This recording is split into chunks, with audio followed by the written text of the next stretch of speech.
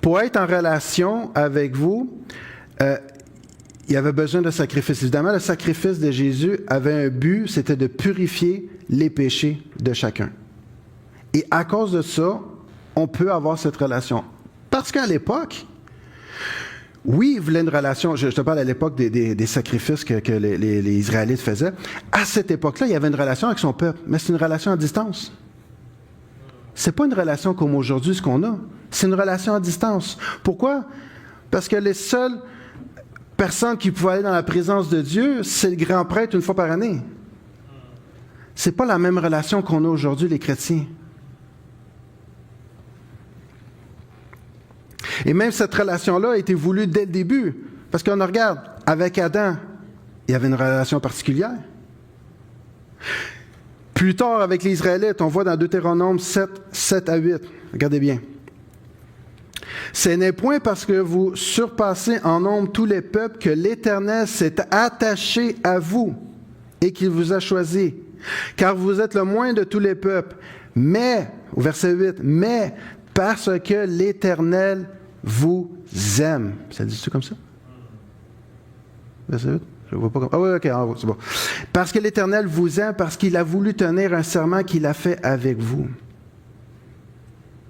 Donc, l'idée de l'amour, l'idée de la relation, c'est dès le début que Dieu l'a voulu. Et même, regardez bien, encore là, la parole est extraordinaire.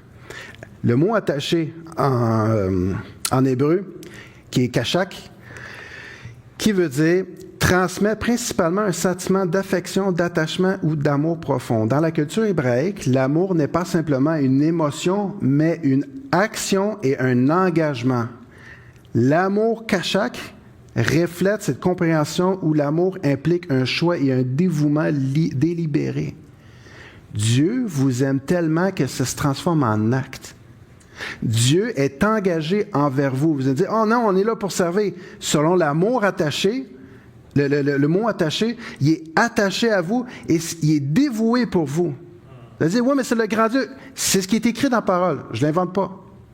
C'est le mot. On va aller voir aimer. Aimer, ahava, qui dit ce terme englobe à la fois l'affection émotionnelle et l'engagement et à agir dans le meilleur intérêt de l'autre. Quand Dieu vous aime, c'est qu'il travaille dans votre intérêt. Et quand vous gardez, que vous lisez la parole, vous la voyez de cette façon-là, même si ça dit que il y en a qui disent « Ah, mais Dieu m'a châtié ». C'est écrit, je ne me trompe pas, c'est dans Proverbe que Dieu châtie celui qui aime. C'est Proverbe ou psaume, peu importe. C'est écrit à quelque part dans la Bible. Donc, si c'est écrit, c'est parce que Dieu, il vous aime. Donc, tout ça, tout ce qu'il fait, c'est dans votre intérêt. C'est pas le petit... C'est le Dieu de l'univers qui pense à vous. Ah, moi, ça me fait triper. Ça, c'est incroyable.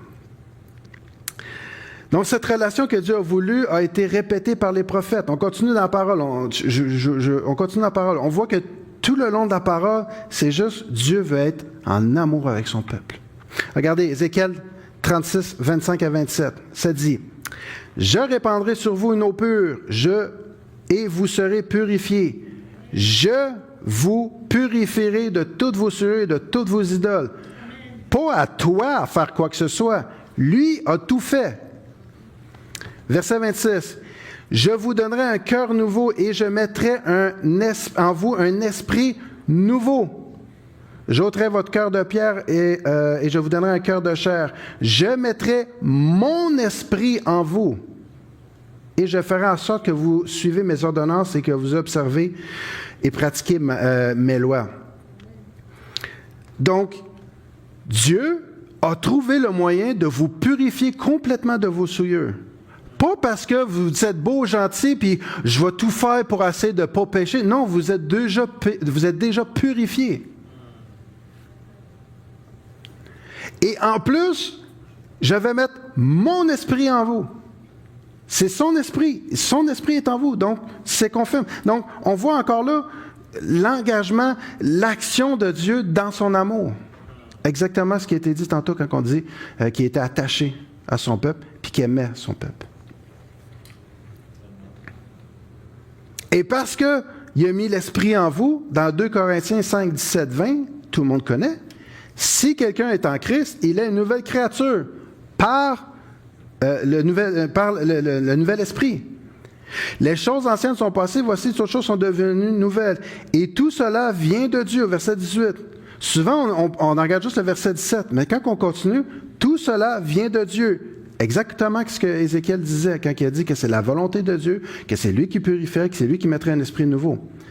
Et continuant le verset, qui nous a réconciliés avec lui par Christ et qui nous a donné le ministère de la réconciliation.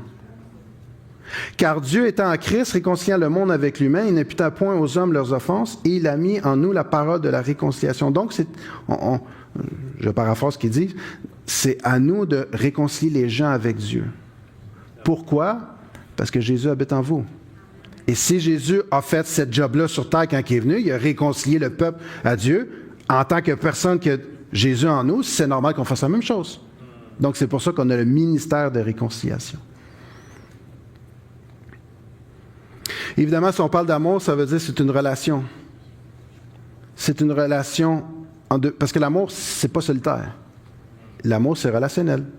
C'est entre deux personnes. Donc, si c'est entre deux personnes, c'est normal que si Dieu t'aime, il veut une relation avec vous.